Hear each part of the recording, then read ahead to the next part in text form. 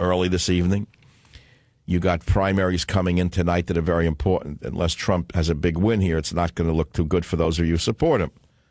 You've got Michigan, you've got Hawaii, you've got Mississippi, and I believe Idaho. So it's a big deal, big political day. So we go back to these news stories on the Savage Nation in this third hour, and I go to the callers on two topics. What will the country be like after 3 years of a Hillary presidency? And philosophically, where do you turn for the truth in this world of lies? I think they're great questions, and they've kept the caller board live and hot from the minute I started this show. So let us begin on WABC, line 2. John, go ahead, please. What's your topic? John King. Yeah. How you doing, Mike? Basically, I don't know what it is, what's wrong with everybody. I think their desire for the truth is not there, because all you have to do to see the truth is want to. Open your eyes, look at history, look at your own history. Like your other guest talked about listening to other people's history. That's not valid. It's not empirical. You have to listen to your own history, evaluate it, common sense, make your own decisions. I mean, you and I think the same thing, and I think a lot of it comes from the same place, and it's not from you, it's not from me. It's from looking outside. And everything you're saying now, it could be cruel, it could be not cruel, but it is true. Well, what have I said that's cruel? Tell me what I have said today that is cruel on this radio show. Some people would think it's cruel. Some people would say that, just the different positions on the border security and this and that. I don't think it's cruel at all. I think it's common sense. If your house... Now, what is cruel about controlling your borders? What is cruel about protecting American jobs? What is cruel about making certain that we don't have diseased refugees coming into the country? I know I just published a book called Diseases Without Borders. I have not even promoted it. It's an e-book. It's already #1 as an e-book. How did that happen? People know that Zika is coming in. They know diseases are coming in from Guatemala, El Salvador, Nicaragua, and Mexico. They're not stupid. They have survival. They know that when you let people come in unscreened, you're going to get diseased people. You're going to get criminals. You're going to get murderers. What do you think is going to happen when you lose border controls? Well, that's what happens when you have criminals running the country. I mean, it's basically... Oh, now you're talking. Now you're talking. Criminals running the country. Yeah, they have criminals running the country. The Obama crime machine. The Obama crime wave. How come there's been no discussion about the Obama criminal machine, the Obama crime wave, the disaster of this presidency, the destruction of our way of life, the assault upon the middle class, the hatred for a particular, let us say, demographic? Let's keep it in a generic phrase. His hatred for a certain demographic. How does he get away with it? Yeah. All right. Well, you get the picture. You got the picture. Thanks for calling. That was John on WABC. That opens up one line at 855-400-7282. Let's go to the next caller on the Hillary question. WF. Go ahead, please. You're on the radio. Yeah. Not there. Okay, go ahead. Fire away. Yes, I don't think that we will have a country with 3 years of Hillary in the White House. I think we're on the verge of Marxism right now, and I believe she'd topple us right over into it. And you know what? Well, you're a man of few words, but you said what I think is true. The woman, if you look at what she has done, what her instincts are, what universities have become, the radical, screeching, fascistic feminists who have destroyed our universities, our citadels of truth, they will destroy this country. Thank you for the call. I mean, certain things don't need to be elaborated. What more do you have to say? What, is she going to change her spots all of a sudden? The limber leopard, you don't know who she is? Trump tells Savage ISIS to get worse than waterboarding. American killed as Palestinian attack hits 3 cities as Biden begins a visit and talks. Mexican president compares Trump to Hitler and Mussolini. Who do you compare him to is the question. Here's a little non-political statement. A new milestone has been hit. Online radio is a weekly habit for Americans. It's a huge news story in the industry that I think is worth talking about. A new research company has come out with a webinar, and it said that streaming radio is growing so fast that half of Americans 12 years and older listened to online radio in the past week. That percentage is up from 44% last year. So it leapt to 50% weekly listening. I don't know what they're listening to. It could be sports. It could be entertainment. It could be music. It could be talk. But the fact is that a lot of people are listening to radio now, including radio on the internet. 855-400-7282. This is the Savage Nation. I'll give you all the news that's out there. And, of course, if we get some early indicators of what's coming out in the primaries, you'll have them as well. It is now 17 minutes after the hour. I'm Michael Savage. I'll be right back. So let's dance. Let's dance. Let's dance. Now, let's dance with some ideas here. Knock off the music. Listen to me.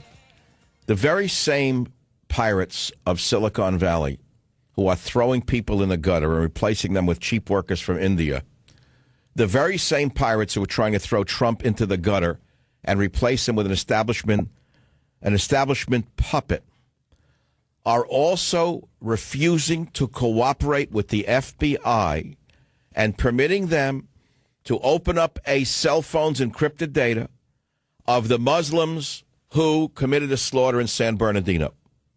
So listen to what's happening. It's an interesting story. It's a very big one. Liberal France has cleared a bill that could force Apple to unlock terror data. Very interesting where it's coming from, isn't it? Not from a right-wing country. It's a socialist left-wing country. French lawmakers backed the plan today to impose penalties, including jail time, on tech executives. Tim Cook, I pray to God that I just pray to God you do the right thing, Tim. You're not above the law. You're not God. You think you're God. You think you're bigger than the president. You think you're bigger than America. You think that you know what's best for America. You're wrong.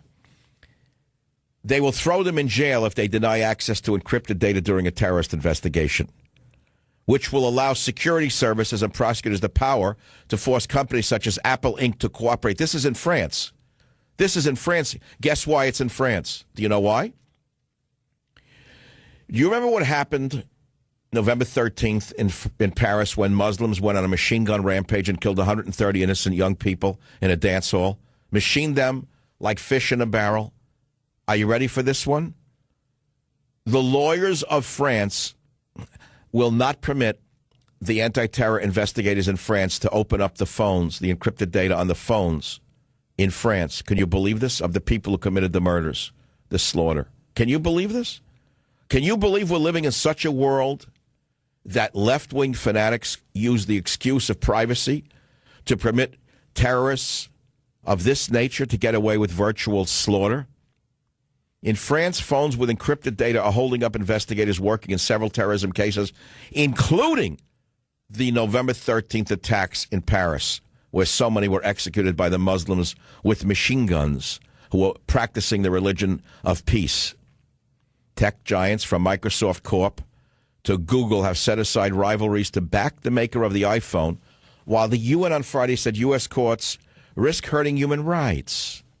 Law enforcement groups seeking to join the case said their ability to extract data from the equipment they seize is critical to solving crimes and protecting the public. Well, justice moves very slowly. But the dead, of course, are dead. They're never coming back. And look who's impeding the investigation.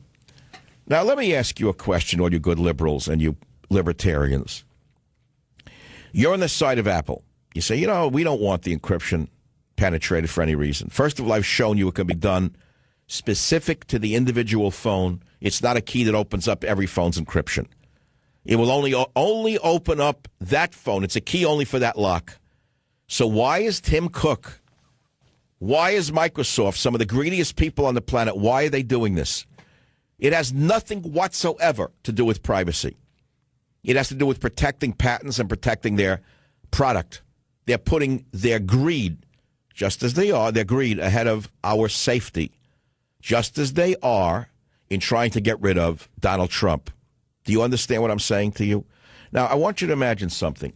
What are we talking about here? Let's break it down. Two Muslims go on a rampage in San Bernardino. They execute 13. They wound 60. I don't know how many. They find a cell phone from one of them months ago now, and they're dying. The FBI is dying to break open the phone to find out who he called in those minutes after the slaughter. Wouldn't you like to know who they are? Who were his buddies? Who was he calling? Who was he calling? Muhammad X. Who was Muhammad X calling who committed that massacre? I don't know. You don't know. The FBI would like to know. Why would the FBI like to know? I can guarantee you whoever they were calling has left America. But I fear something else. I fear that Muhammad was not just calling fellow terrorists. I fear that there were calls to governmental people in our government. And the government has leaned on Microsoft and Apple to make sure we never find out who they were calling. Why do I fear that? Because I'm a man of common sense and I use inductive reasoning. There's no other explanation for why Tim Cook is doing this. Somebody in the Obama administration called the tech giants and said to them, under no circumstance are you to release that data to the FBI. And then Tim Cook hired a PR agent who said, paint it as a privacy issue. And many of you gullible people bought the privacy lie. That's not the reason whatsoever. That is my opinion. It is only one man's opinion. I'll be right back. Join the Savage Nation. Call now, 855-400-SAVAGE, 855-400-7282. Savage.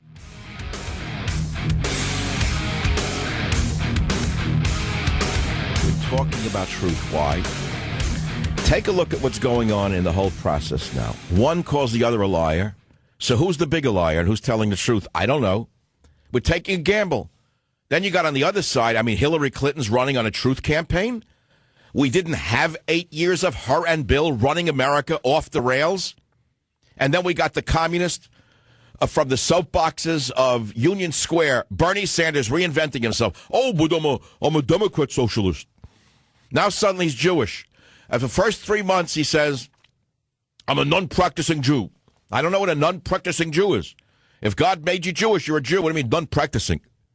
Now it's discovered he's not only not a non-practicing Jew, he's a real Jew because he realized in the campaign he needs to be a real religious person. It's unbelievable. So we look around. Who do we believe? Where do you turn for the truth, ladies and gentlemen? And does the truth matter? Aha, there's the rub. Does it really matter what the truth is? You look back on the 60s generation, the whole hippie generation, and they wanted to blow their minds with every drug, known and unknown. Every designer drug that came along, people took. And those people are running the world today, whether you know it or not. They blew out all their circuits. They could care less what the truth is because it's all about power. It's not about the truth. Look at what Obama gets away with. This man has not uttered a word of truth from the day he learned how to talk and think. The day he connected the tongue to the face, he hasn't said a truthful thing, in my opinion. Not one word that comes out of his mouth is truthful. And look what he gets away with. It just shows you. It just shows you the value of truth. It shows you that liars win. It also shows you that good liars win more and that great liars become politicians. I'm sorry to be so cynical, but I'm just trying to get to the truth. Look, I could get philosophical here, and you'll turn the show off. I could start quoting Aristotle, Plato, Schopenhauer. I can quote some of the philosophers that I had to read in college in the first year. We read all of them. But then you turn the show off. You'd rather hear a garbage man talk to you about the truth than a philosopher, wouldn't you? But I'm going to tell you that I think the election is really about who's telling the truth the most. You take a guy like Rubio. We know he's a deranged fool. Let's dismiss him. Cruz is far more intelligent. You think he's telling you the truth? The wife works for Goldman Sachs, tied to Wall Street, and he's Mr. Anti-Establishment. A senator his whole political career, but he's an outsider. Excuse me? The only outsider is Donald Trump, and now we're told he's not telling the truth. So it comes back to where's the truth, and does it matter? At the end of the day, I don't think it matters that much. What matters is who is going to do what we need done in America to make sure we don't descend into absolute hell. So you hear a guy like Trump, he says he's going to do on my show, he says, where do you stand on torture? He says, they're going to get worse than waterboarding. You know what? I actually believe him. And I also believe that we need someone who would enact such policies to defeat those animals. And I wouldn't even call them animals. I love animals. I'm an animal rights conservative. I wouldn't call them animals. An animal doesn't rape for pleasure. An animal does not kidnap younger animals and sell them on the auction block. ISIS does that, and no one in the UN seems to give a darn. Have you heard that come up in the campaign yet about little 8-year-old 8-year-old girls who are not Muslim being raped by Muslim men in the Middle East? That's not a topic to talk about, to enrage and boil the blood.